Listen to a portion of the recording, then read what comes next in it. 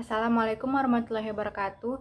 Saya Shalom Salsabila. Saya akan menjelaskan tentang audit manajemen SDM, program pelatihan SDM pada PT Pos Indonesia Persero Medan. Yang pertama, saya akan menjelaskan tentang profil perusahaan atau unit usaha. Pos Indonesia merupakan badan usaha milik negara atau BUMN Indonesia yang bergerak di bidang layanan pos. Saat ini, bentuk badan usaha Pos Indonesia merupakan perseroan terbatas dan sering disebut dengan PT Pos Indonesia. Bentuk usaha Pos Indonesia ini berdasarkan Peraturan Pemerintah Republik Indonesia Nomor 5 Tahun 1995. Peraturan pemerintah tersebut berisi tentang pengalihan bentuk awal Pos Indonesia yang berupa perusahaan umum atau Perum menjadi perusahaan persero. Pos Indonesia berdiri pada tahun 1746, peresmian kantor pos pertama oleh Gubernur Jenderal VOC Gustav Willem Baron van Inhofe di Batavia. Kantor pusatnya terletak di Geraha Pos Indonesia Bandung, Jawa Barat. Direktur utama PT Pos Indonesia ialah Fizal Rohmat Djormadi. Saham Pos Indonesia sepenuhnya dimiliki oleh pemerintah Indonesia. Pos Indonesia bergerak di bidang jasa kurir, logistik, dan keuangan. Saat ini, Pos Indonesia memiliki titik jaringan sebanyak lebih dari 4.000 kantor pos dan 28.000 agen pos yang tersebar di seluruh wilayah Indonesia. Selanjutnya yaitu susunan direksi perusahaan.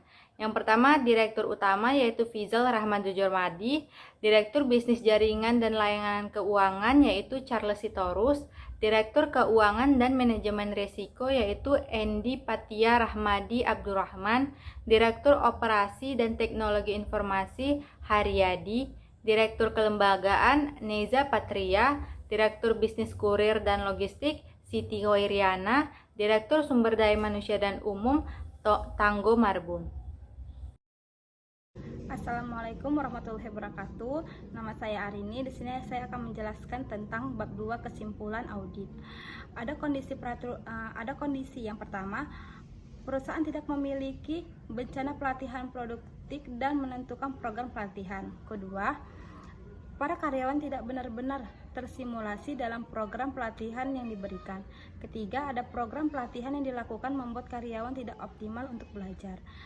Kedua, ada kriteria. Yang pertama, rencana pelatihan harus disusun secara periodik.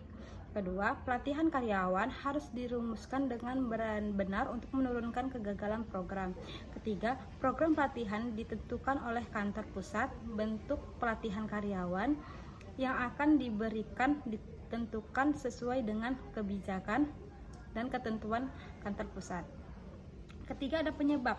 Yang pertama, rencana pelatihan tidak dibuat secara matang. Kedua, manajer SDM tidak menerapkan pelatihan sesuai dengan kinerja karyawan. Ketiga, program pelatihan yang dilakukan bersifat terbatas. Keempat, ada akibat. Yang pertama, ketidaktuntasan program pengelolaan latihan karyawan sehingga tahap akhir. Kedua, program pelatihan ini menjadi masalah bagi karyawan yang dikirim tersebut karena adanya ilmu yang diserap tidak banyak. Ketiga, ada para karyawan sulit untuk meningkatkan pengetahuan dan keterampilan dalam program pelatihan tersebut. Selanjutnya yaitu bab 3 rekomendasi. Hasil audit yang dilakukan menemukan beberapa kelemahan yang harus menjadi perhatian manajemen di masa yang akan mendatang. Kelemahan ini dapat dikelompokkan menjadi 3, yaitu yang pertama, kelemahan yang terjadi pada program pelatihan karyawan yang tidak dipersiapkan dengan baik dan tidak terstruktur. Yang kedua, kelemahan yang terjadi karena target pelatihan mempunyai kinerja yang lebih rendah. Yang ketiga, kelemahan yang terjadi karena program pelatihan pegawai bersifat terbatas. Adapun rekomendasinya yaitu yang pertama, perusahaan harus membuat program pelatihan pegawai secara struktur serta dipersiapkan dengan baik sehingga program pelatihan dapat berjalan dengan maksimal. Yang kedua, manajer SDM harus membuat target pelatihan berdasarkan kinerja masing-masing karyawan agar ilmu yang diberikan dapat diserap banyak oleh karyawan yang dilatih.